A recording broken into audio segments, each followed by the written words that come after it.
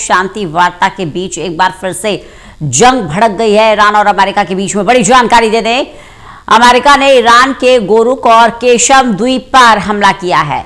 Radar, drone और command centres पर हमले किए गए। वहीं ईरान की आक्रामक कार्रवाइयों का जवाब इससे बताया गया। ईरान ने कुवैत और बहरीन के यूएस बेस पर मिसाइल और ड्रोन अटैक किया था। तो हमले एक बार फिर से तेज हो रहे हैं दोनों ही पक्षों की तरफ से। एक तरफ अमेरिका, दूसरी तरफ ईरान। एक तरफ ईरान ने यूएस बेस को कुवैत में निशाना बनाया, बहरीन में निशाना बनाया, तो इसके बाद जवाबी कार्रवाई अमेरिका ने की।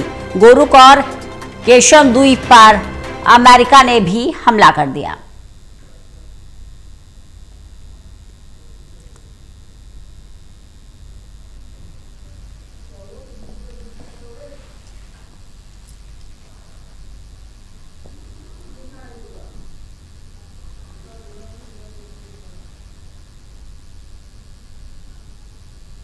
तो शांति वार्ता चल रही थी और इस बीच एक बार फिर से जंग भड़क गई है। अमेरिका ने ईरान के गोरुक द्वीप पर हमला किया, केशम द्वीप पर हमला किया। अमेरिका की तरफ से इसे जवाबी कार्रवाई बताया जा रहा है। इससे पहले ईरान ने कुवैत और बहरीन में यूएस बेस पर मिसाइल अटैक किया, ड्रोन अटैक किया। प्रदीप कुमार हमारे साथ, हमारे एसोसिएट एडिटर जुड़ गए हैं ज्यादा जानकारी के साथ। प्रदीप जी, शांति वार्ता को लेकर लगातार चर्चा हो रही है, बातचीत से समाधान निकालने की कोशिश हो रही है, डिप्लोमेटिक तरीके से आगे बढ़ रहे हैं, लेकिन इस बीच एक बार फिर से जंग भड़कते हुए नजर आ रही है।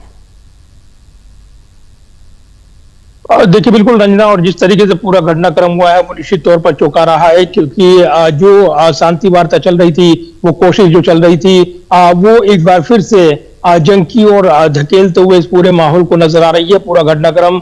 और जिस तरीके से अमेरिका और ईरान के बीच एक बार फिर से जंग भड़कने के आसार लगाए जा रही हैं, क्योंकि दोनों ने ही एक दूसरे के जो ठिकाने हैं उनको टारगेट किया है, और ये काफी बड़ा हमला माना जा रहा है इस बार का, जो की तस्वीरें आई हैं। हालांकि ईरान की ओर से ये दावा किया गया है कि कुवैत और बहरीन में उसने यूएस के बेस को टारगेट करते हुए मिसाइलें, ड्रोन अटैक किए हैं, और जो उसके ठिकानों पर जो अटैक किया गया यूएस की ओर से, ये उसका बदले की कार्रवाई है।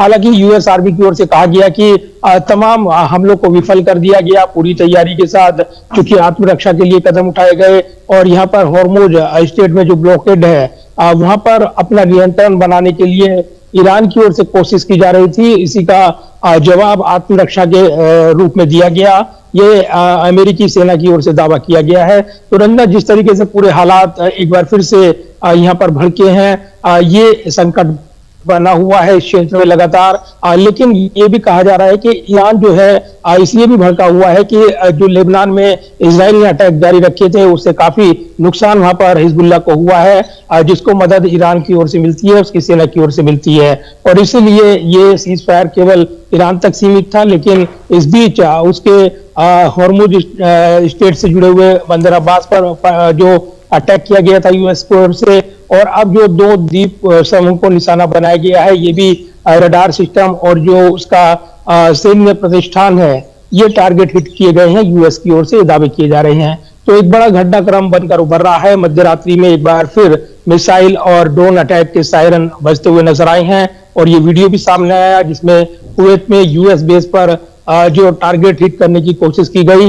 हालांकि बहरीन में जो मिसाइलें थी वो यहाँ पर इंटरसेप्ट कर ली गई, ये जानकारी यूएस की आर्मी ने दी। लेकिन ईरान का दावा है कि उसने काफी नुकसान पहुंचाया है। ड्रोन अटैक और मिसाइल अटैक वो देखे गए हैं।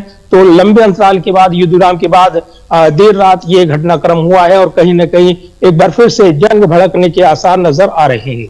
बने रहेगा प्रदीप जी, लगातार चर्चा करते रहेंगे आपसे। और